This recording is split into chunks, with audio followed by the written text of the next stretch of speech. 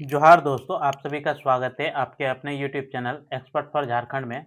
दोस्तों काफ़ी ज़्यादा दोस्तों का कमेंट आ रहा था कि सर झारखंड जीके के तहत क्षेत्रीय राजवंश का वीडियो लेकर के आइए।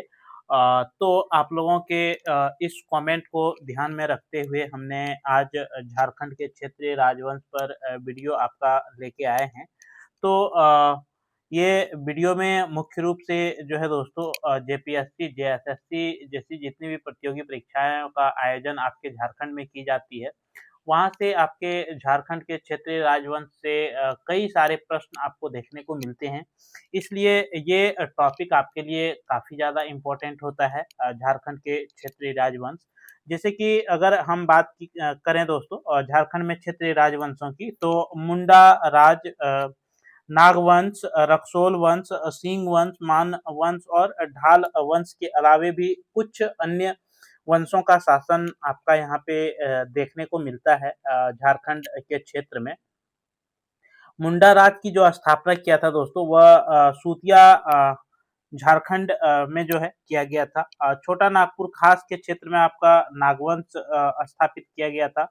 पलामू में आपका रक्सेल वंश की स्थापना किया गया था। सिंहभूम में सिंह वंश और मानभूम में मान वंश और ढालभूम क्षेत्र में ढाल वंश। इस तरह से और भी कुछ क्षेत्रीय राजवंशों की जो है झारखंड में स्थापना की गई थी। तो उसी से संबंधित हम लोग जितने भी आपके महत्वपूर्ण बिंदु होंगे, जितने भी महत्वपूर्ण फैक्ट्स होंगे, जो कि आपके एग्जाम के दृष्टिकोण से काफ़ी ज़्यादा इम्पोर्टेंट होता है, उन सारे चीज़ों को हम लोग बारीकी से यहाँ पे बताने का प्रयास करेंगे दोस्तों। तो आप लोग कॉपी पेन लेके ज़रूर से बैठें और मेरे साथ इस वीडियो के माध्यम से आप ज़रूर से सारी चीज़ों को एक-एक करके आप नोट डाउन करते जाएँ, क्योंकि आपका एग्ज़ाम के दृष्टिकोण से ये झारखंड के क्षेत्रीय राजवंश काफ़ी ज़्यादा इम्पोर्टेंट होता है टॉपिक दोस्तों। तो चलिए वीडियो शुरू करने से पहले आपको बता दें कि आप अगर नए मित्र हैं इस चैनल में और अभी तक आपने अगर चैनल को सब्सक्राइब नहीं किया है, तो चैनल को आप ज़रूर से सब्सक्राइब कर लें, क्योंकि इस चैनल के माध्यम से आपको झारखंड के तमाम प्रतियोगी परीक्षाओं की तैयारी, साथ में जो भी नोटिफ़िकेशंस या अपडेट हो, उसकी जानकारी दी जाती है। इसलिए ये वीडियो आपके लिए काफ़ी ज़्यादा इम्पोर्टेंट हो जाता है। तो सबसे पहला अगर हम बात करें दोस्तों मुंडा राज्य की, सबसे पहला जो आपका राजवंश आता है, ये आता है आपका मुंडा राज्य। और झारखंड में जो है दोस्तों राज्य स्थापना का जो कार्य सबसे पहले किसी जनजातियों के द्वारा अगर किया गया था, तो ये मुंडाओं के द्वारा जो है किया गया था। ठीक है? यानी कि सर्वप्रथम राज्य निर्माण का सूत्रधार किसे जाता है, तो वो आपका मुंडा जनजाति को जाता है। और ये उत्तर वैदिक काल में से लेकर के मौर्य उत्तर काल तक जो है इन्होंने शासन किया था। जो कि इसका जो प्रमुख नेता था दोस्तों, यानी कि सर्वप्रथम झारखंड राज्य का जो निर्माण करने का श्रेय जाता है, वह आपका जाता है रीता मुंडा को। ठीक है? रीसा मुंडा या फिर रीता मुंडा भी आप इसको बोल सकते हैं। ठीक है? 2 जगह दोनों नाम आपको मिलेगा, रीसा भी मिल जाएगा कहीं पे रीता मुंडा मिलेगा। तो इन्हीं को जो है ये श्रेय जाता है झारखंड में मुंडा राज्य की स्थापना करने का। और इन्होंने जो आपका सूतिया पहान को मुंडाओं का जो है शासक नियुक्त किया गया था। यानी कि मुंडाओं का जो शासक था दोस्तों, वो किसे बनाया गया था, तो आपका सूतिया पहान को बनाया गया था। ठीक है? सूतिया पहान को बनाया गया था और सूतिया पहान ने सूतिया नागखंड नामक राज्य की स्थापना किया था। सूतिया पहान ने क्या किया था, तो सूतिया नागखंड नामक जो है इन्होंने स्थापना किया था। और सूतिया नागखंड की स्थापना जो अभी वर्तमान के समय में अगर आप बात करें दोस्तों, तो वर्तमान में सूतिया नागखंड, एक मिनट,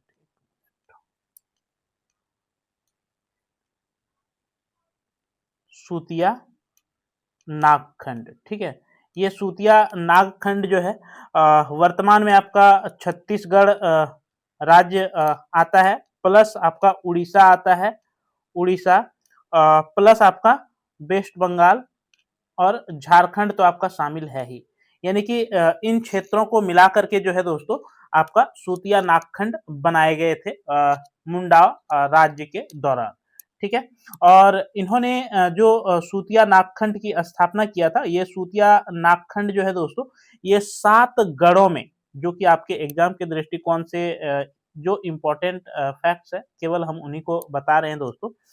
यहाँ पे 7 गढ़ और 21 परगना में जो है ये विभाजित किया गया था। सूतिया नागखंड को जो है 7 गढ़ 7 गढ़ और 21 परगना में जो है इसे बांटा गया था। और यहाँ पे आप देख सकते हैं सातों गढ़ का नाम दिया हुआ है और 21 परगना का नाम दिया हुआ है।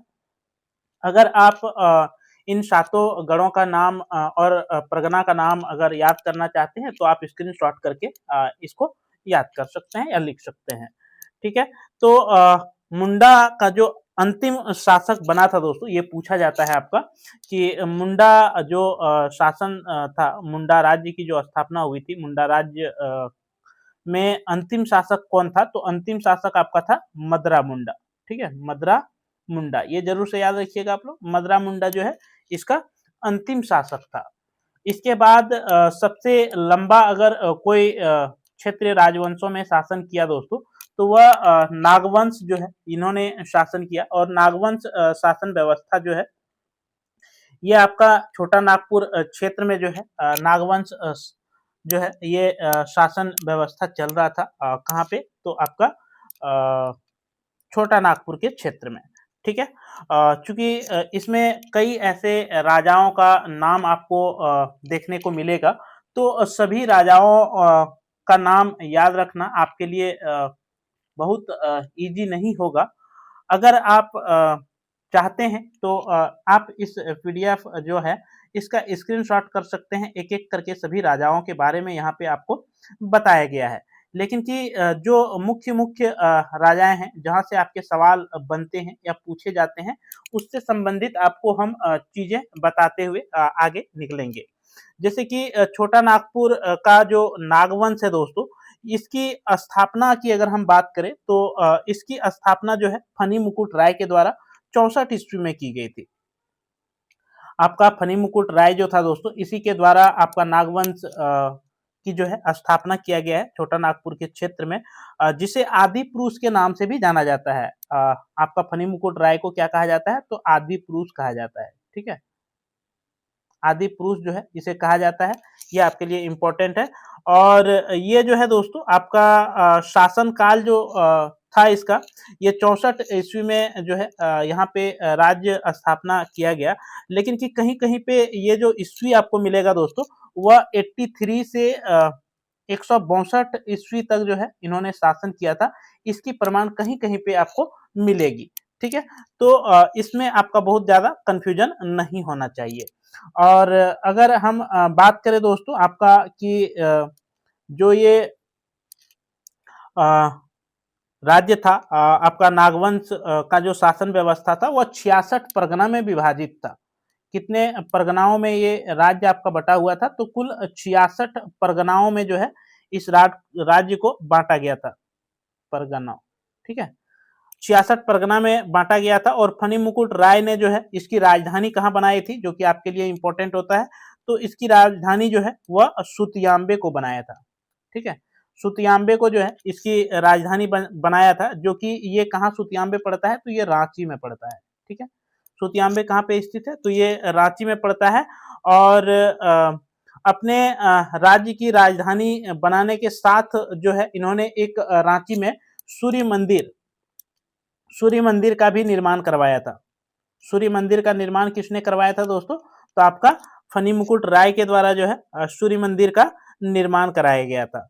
ठीक है, फनी मुकुट के राय के बारे में अगर कुछ इम्पोर्टेंट फैक्ट्स आपसे पूछे जाए, तो जैसे कि फनी मुकुट राय का जो वैवाहिक संबंध था वह किस राज्य के साथ था?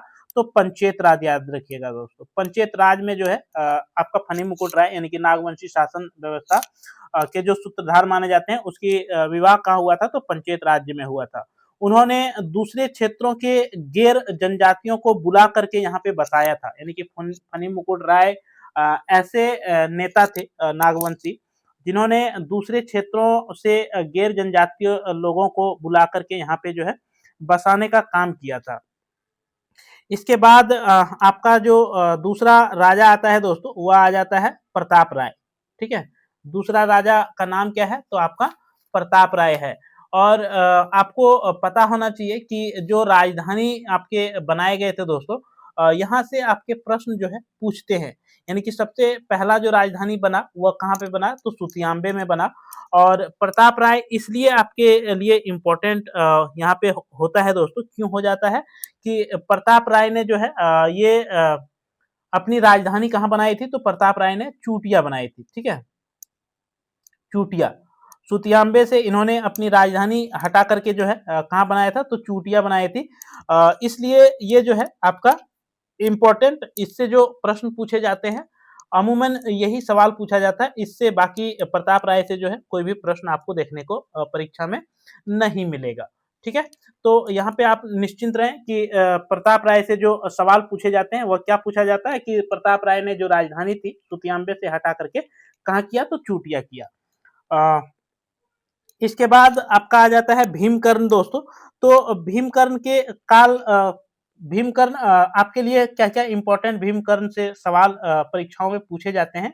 तो भीमकर्ण के समय ही जो है सुरगुज्जा के जो रक्सोल राजा के साथ जो है आपका बारवा की लड़ाई हुआ था। बारवा, ठीक है। बारवा की लड़ाई जो है ये हुआ था किसके साथ? तो सुरगुज्जा के रक्सेल राजा के साथ जो है बारवा की लड़ाई हुआ था भीमकर्ण के साथ, जो कि 1200 घुड़सवार एवं पैदल पैदल सैनिकों का जो है इसमें प्रयोग किया गया था दोस्तों, ठीक है। तो ये जो दूसरा पॉइंट है आपके लिए ये वाला, ये काफी ज्यादा आपके लिए इम्पोर्टेंट यहाँ पे होता है, ठीक है। और इसने रक्सोल को हराया था और गढ़वाल राज्य तक जो है अपनी सीमा विस्तार ले गई थी। यानी कि इन्होंने जो है भीमकर्ण ने आपका रक्सोलों को हरा करके क्या किया था? तो गढ़वाल तक अपनी राज्य को विकसित किया था, ठीक है। थोड़ा सा ये डीप है, यहाँ पे भी प्रश्न आपके नहीं पूछे जाते हैं, लेकिन कि फिर भी आप याद रख लीजिए।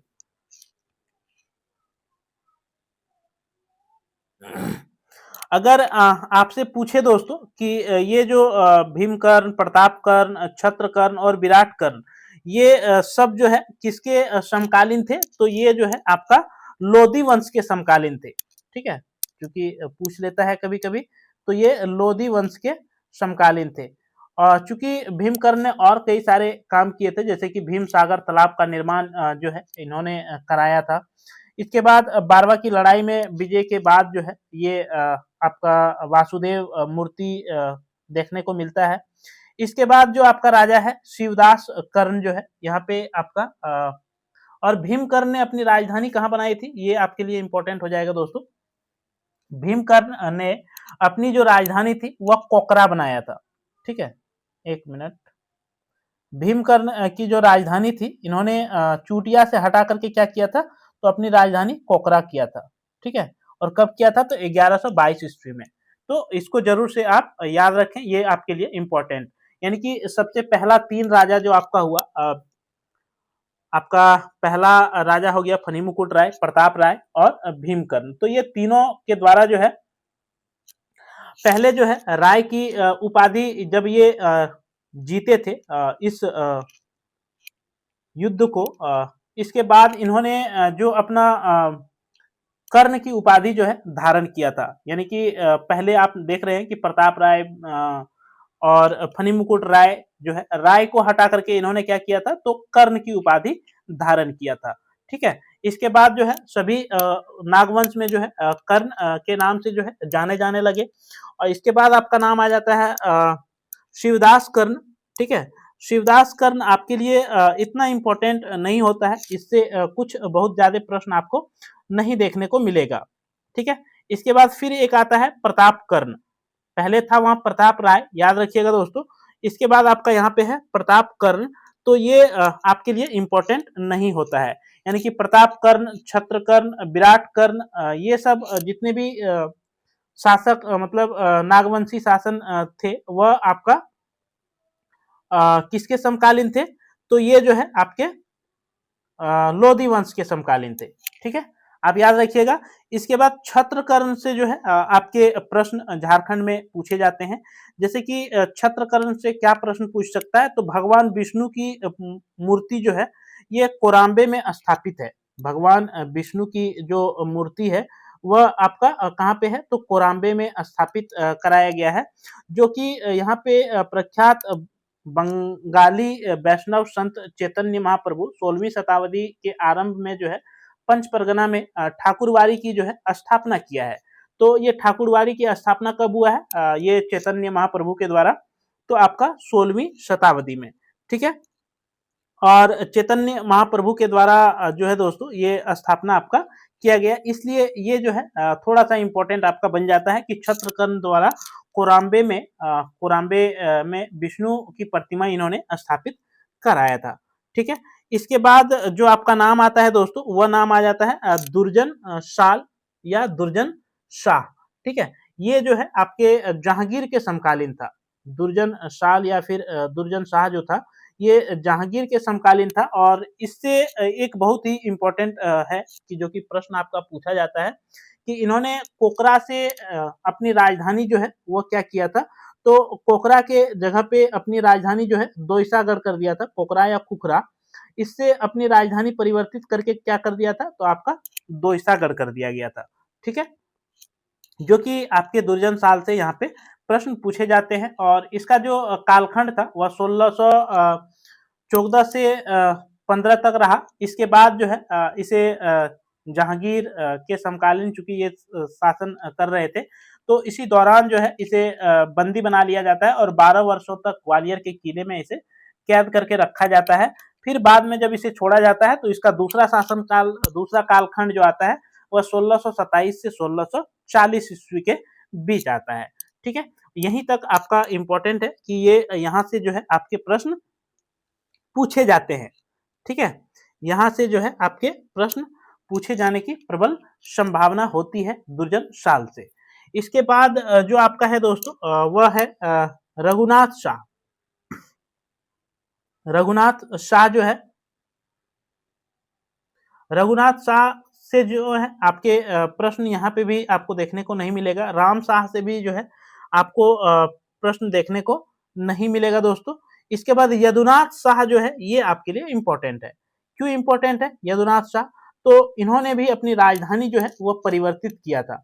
और राजधानी इन्होंने परिवर्तित करके क्या किया था दोस्तों, तो पहले जो राजधानी आपका दोईसागढ़ हुआ करता था, और दोईसागढ़ से जो है इन्होंने अपनी राजधानी जो है क्या कर दिया था, तो पालकोट कर दिया था, ठीक है।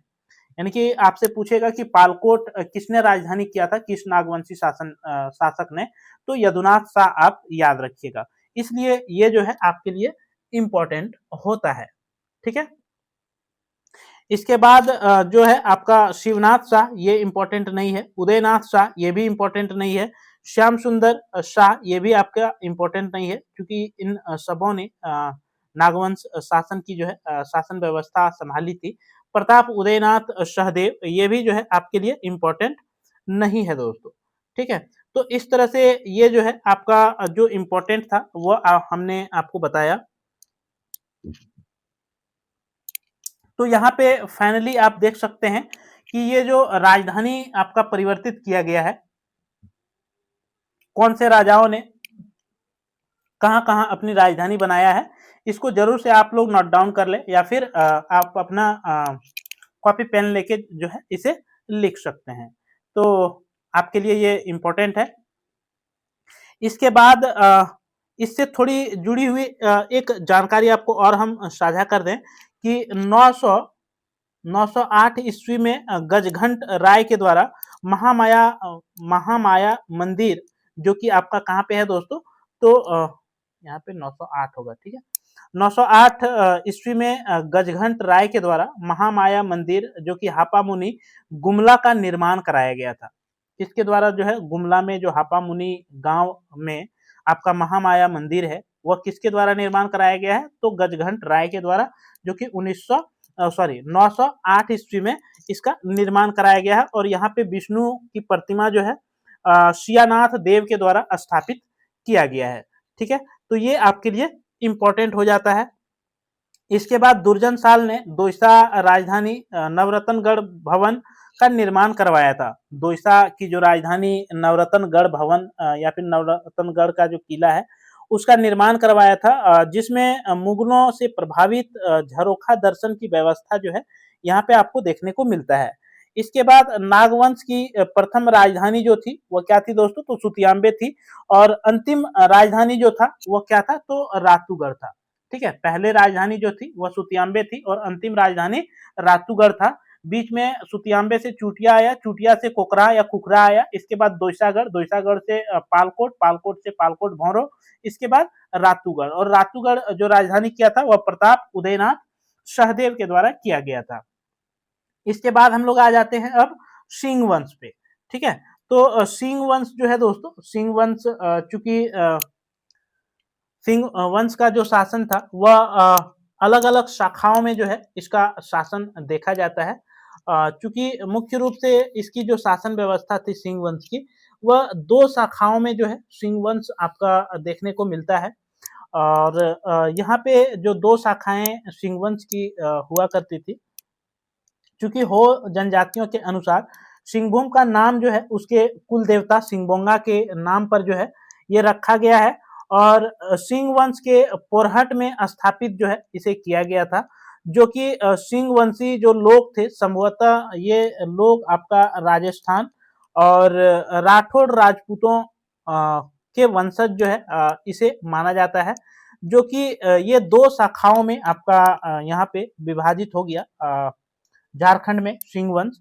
और इन्होंने 8वीं शताब्दी 8वीं शताब्दी में जो है यहाँ पे शासन किया 8वीं शताब्दी, और दूसरी जो शाखा हुई वह 13वीं शताब्दी, यानी कि पहली शाखा 8वीं शताब्दी और दूसरी शाखा जो है ये 13वीं शताब्दी के आसपास यहाँ पे शासन किया।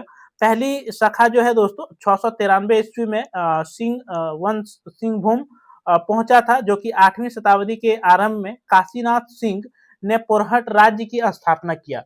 यानी कि यहाँ पे जो काशीनाथ सिंह था इन्होंने जो है पोरहट राज्य की स्थापना किया था, और इसकी शाखा जो है 13 शासकों का शासन करता था।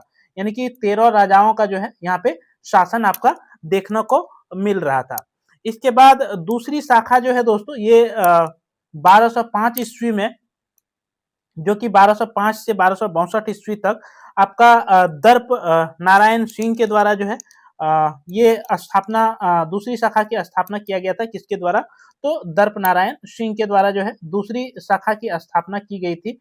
और आपका अच्युत सिंह द्वितीय शाखा के जो दूसरा शासक थे। ठीक है, यानी कि द्वितीय शाखा के जो दूसरा शासक थे आपका अच्युत सिंह के शासन काल में ही पौरी देवी, जो कि सिंह वंश की कुल देवी माना जाता था, उसकी प्रतिमा जो है प्राण प्रतिष्ठा किया गया था।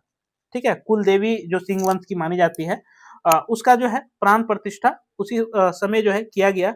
सिंह वंश का जो राजा आपका जगन्नाथ सिंह द्वितीय था, ये द्वितीय शाखा का 13वां राजा था। द्वितीय शाखा का जो 13वां राजा था दोस्तों, 13वां राजा का नाम था आपका जगन्नाथ सिंह द्वितीय। ठीक है, और जगन्नाथ सिंह द्वितीय यहाँ पे आप देख रहे हैं जगन्नाथ सिंह, तो ये 13वें राजा जो जगन्नाथ सिंह द्वितीय था दोस्तों, इसके शासनकाल में शोषण, निराकुशता प्रतीक, इस कारण से भूइयां जनजातियों के द्वारा जो है यहाँ पे विद्रोह ने जन्म लिया था।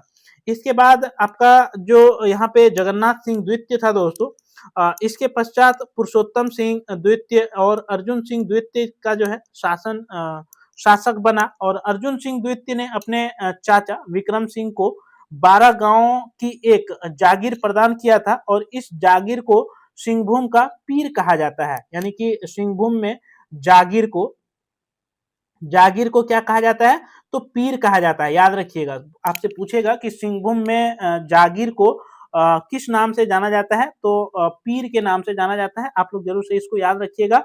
और विक्रम सिंह ने अपनी जागीर का विस्तार जो किया था वह सरायकेला को इसकी राजधानी बनाया, और आगे चलकर यही क्षेत्र जो है सरायकेला राज्य बना था। यानी कि इन्होंने जो आपका विक्रम सिंह था, विक्रम सिंह ने क्या किया, तो अपने क्षेत्र का विस्तार किया और सरायकेला तक ले गया। और सरायकेला ले जाने के बाद जो है क्या हुआ, तो सरायकेला राज्य की स्थापना बाद में हुई थी। इसके बाद सिंह वंश के जो 46वें राजा थे, सिंह वंश के आपके जो 46वें राजा थे दोस्तों, 46वें राजा का नाम था जगन्नाथ सिंह चतुर्थ। और ये शासन काल में हो और कोल जनजाति के उपद्रव का इसको जो है सामना करना पड़ा था। किसको? तो जगन्नाथ सिंह चतुर्थ को। और इस उपद्रव से निपटने के लिए जो जगन्नाथ सिंह चतुर्थ था, ये अंग्रेजों से जो है सहायता मांगी थी। और ये जो घटना है वो कब की है? तो 1767 ईस्वी की घटना है। ठीक है, 1767 ईस्वी की ये घटना है। इसके बाद हम लोग आ जाते हैं दोस्तों आपका रक्सोल वंश पे, जो कि रक्सोल वंश आपका कहाँ पे ये चलता था? तो रक्सोल वंश जो है ये आपका पलामू के क्षेत्र में जो है रक्सोल वंश चलता था। तो रक्सोल वंश से कुछ इंपॉर्टेंट फैक्ट्स है आपका कि ये जो वंश था वह 11वीं शताब्दी में 11वीं शताब्दी में जो है इस रक्सोल वंश की स्थापना हुआ था। और इस राजवंश का क्षेत्र जो है पलामू से दक्षिण पूर्वी भाग तक फैला हुआ था। यह रक्सोल राजपूत जाति के जो है माने जाते हैं। और रक्सोल 2 शाखाओं में जो है ये भी बट गया था। यानी कि रक्सोल भी जो है यहाँ पे ये राजपूत खानदान से जो है माने जाते हैं। और रक्सोल वंश जो है ये 2 शाखा इसका होता है। पहला शाखा जो होता है दोस्तों वह देवगन कहलाता है, देवगन देवगन। और दूसरा शाखा है वह आपका कुंडेलवा, कुंडेलवा। ठीक है, ये 2 शाखा में जो है आपका बट गया था। तो आपसे पूछेगा कि रक्सोल वंश की 2 शाखाएं कौन कौन सी है? तो देवगन और कुंडलवा, आप जरूर से इसका याद रखिएगा। पलामू में इनका शासन जो है लंबे समय तक रहता है, परंतु 16वीं शताब्दी में जब चेरो वंश आ जाता है, यानी कि 16वीं शताब्दी में चेरो वंश के आते ही पलामू में इसका जो है शासन क्या होता है? तो समाप्त हो जाता है। इसके बाद चेरो वंश जो है यहाँ पे आ जाता है आपका। और चेरो वंश जो है दोस्तों आपका 1572 ईस्वी में भागवत राय के द्वारा जो है यहाँ पे स्थापना किया जाता है। किसके द्वारा स्थापना किया जाता है चेरो वंश का? तो भागवत राय। ठीक है, ये जरूर से आप नाम याद रखिएगा, भागवत राय के द्वारा जो है स्थापना किया जाता है। और कई इतिहासकार जो है इसे महारथ चेरो 1535 ईस्वी के आसपास के चेरो वंश का संस्थापक जो है माना जाता है। ठीक है, इसके बाद पलामू किले का निर्माण जो है ये प्रताप राय के द्वारा कराया गया था। आप सभी प्रताप राय जो थे नागवंश के शासन व्यवस्था में, उसके द्वारा जो है दोस्तों आपका पलामू किले का निर्माण कराया गया था, जो कि सबसे शक्तिशाली चेरोवंशी शासक जो बने आपका। चेरो वंश में भी अलग अलग शासन व्यवस्था मतलब शासक बने थे। तो यहाँ पे सबसे शक्तिशाली शासक जो था वह मेदिनी राय को माना जाता है। और इसी के काल को जो है ये आपका 1658 से 74 ईस्वी तक जो है मेदिनी राय के द्वारा शासन किया गया था, जिसे न्यायसी राजा के संज्ञा दिया जाता था। और जो चेरो वंश का स्वर्ण युग जो है इसे कहा जाता था। तो ये आपके इंपॉर्टेंट आपके लिए है कि चेरो वंश के लिए स्वर्ण युग किसे कहा जाता है? तो मेदिनी राय को शासन काल को कहा जाता है। और चेरो वंश जो है दोस्तों ये न्यायसी राजा किसे कहा जाता है? तो मेदिनी राय को कहा जाता है। इसके बाद यहाँ पे साहेब राय के द्वारा भी जो है शासन किया गया था दोस्तों। रंजीत राय जो है ये शासन किया गया था। जय कृष्ण राय के द्वारा शासन किया गया था। ये सारे जो थे कौन थे? तो जय कृष्ण राय जो है ये मुख्य रूप से अंग्रेजों के समय जो है जय कृष्ण राय थे दोस्तों आपका। इसके बाद हम आ जाते हैं मानभूम शासन व्यवस्था में। मानभूम वंश जो कि आपका क्षत्रिय वंश के रूप में मानभूम के बारे में जो है आपको जानना है, पढ़ना है। तो मानभूम से 2-3 बातें आप जरूर से याद रखिएगा। सबसे पहला कि मानभूम वंश जो था दोस्तों ये कहाँ तक फैला हुआ था? तो आपका हजारीबाग से धनबाद तक, धनबाद। ठीक है, हजारीबाग से धनबाद तक जो है ये आपका इसका क्षेत्र विकसित था मानभूम का। और मानवंश की जो शासक थे दोस्तों वह जगन्नाथ सिंह के विरुद्ध 10वीं शताब्दी में भूमिज लोगों ने स्वराज्य आंदोलन जो है यहाँ पे शुरू किया था। ठीक है, स्वराज्य आंदोलन जो है इन्होंने यहाँ पे शुरू किया था। और मान राजाओं के शोषक चरित्र के कारण यहाँ की जो सबर जनजाति थी वह मानभूम को छोड़ करके किस क्षेत्र में बस गया था? तो पंचेत, ठीक है। और इसी तरह से पंचेत राज्य की जो है यहाँ पे नींव पड़ती है। और मान वंश की स्थापना किसने किया था? तो मान वंश के जो राजा थे उसी के द्वारा जो है इस वंश की स्थापना किया गया था। दो शिलालेख में मानभूम वंश की जानकारी आपको मिलता है। एक हजारीबाग का दूध पानी नामक जो शिलालेख है, जो कि 8वीं शताब्दी के आसपास का ये शिलालेख है। दूसरा जो शिलालेख है धनबाद के निकट आपको गोविंदपुर से ये प्राप्त कवि गंधार के द्वारा लिखा हुआ 14वीं शताब्दी के ये इस शिलालेख में आपको जानकारी मानभूम के बारे में मिलता है। नेक्स्ट आपका आ जाता है दोस्तों पंचेत राजवंश, जो कि पंचेत राजवंश जो है ये आपका मानभूम के क्षेत्र में ही जो है माना जाता है। और इस क्षेत्र का सर्वाधिक शक्तिशाली जो है स्थापना आपका पंचेत राज्य के द्वारा ही किया गया था। जो कि पंचेत राज्य का जो राज्य चिन्ह था दोस्तों वह था आपका कपिला गाय की पूंछ और चावल। ठीक है। तो यहाँ के राजाओं को जो है गोमुखी राजा की संज्ञा दी जाती थी। यहाँ के राजाओं को जो है गोमुखी राजाओं की संज्ञा दी जाती थी। और यहाँ का राज्य का चिन्ह क्या था? तो कपिला गाय की पूंछ और चावल। ये आपके लिए इंपॉर्टेंट होता है, यहीं से आपके प्रश्न पूछे जाते हैं। इसके बाद आपका जो